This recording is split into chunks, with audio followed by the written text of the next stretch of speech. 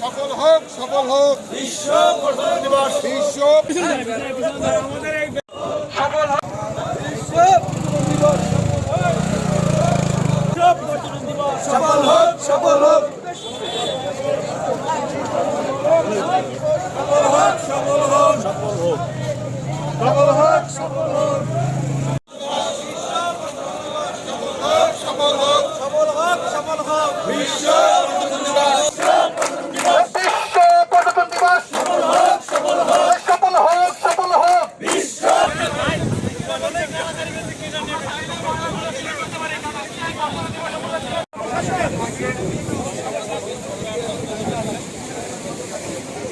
انتثرت وإذا البحار فجرت। উপজেলা নির্বাহী মহোদয়ের অনেক চেষ্টার সফল। আমি স্যারকেই কথা বলার জন্য সম্মানিত উপস্থিতি। এখন অনুষ্ঠানের শুরুতে পবিত্র কোরআন থেকে তিলাওয়াত।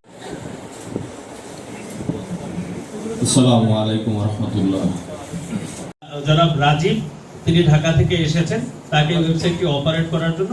কুয়াকাটার সর্বস্তরের জনগণের সাথে নিয়ে যারা এই বিচের সাথে এবং কুয়াকাটা যে পর্যটন কেন্দ্র এটার সাথে সংশ্লিষ্ট সকল ব্যক্তিবর্গকে নিয়ে, সাধারণ মানুষকে নিয়ে র্যালি করেছি।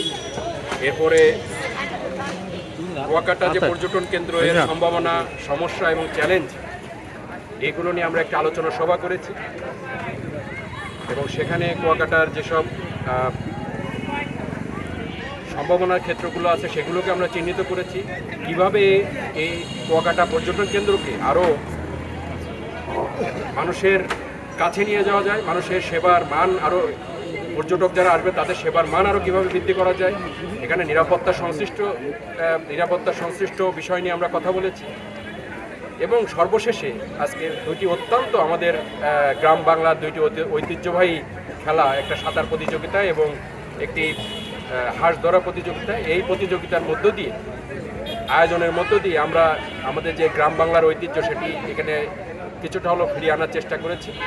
এই যে কর্মসূচি সকাল থেকে, এই কর্মসূচির মাধ্যমে আমরা আজকে যে বিশ্ব পর্যটন দিবস সেটিকে অত্যন্ত সাফল্যমণ্ডিতভাবে, অত্যন্ত আনন্দমুখর, উৎসাহ উদ্দীপনার মধ্য দিয়ে এই কুয়াকাটা বাংলাদেশের যেটি দ্বিতীয় সবচেয়ে গুরুত্বপূর্ণ পর্যটন কেন্দ্র সেখানে পালন করলাম।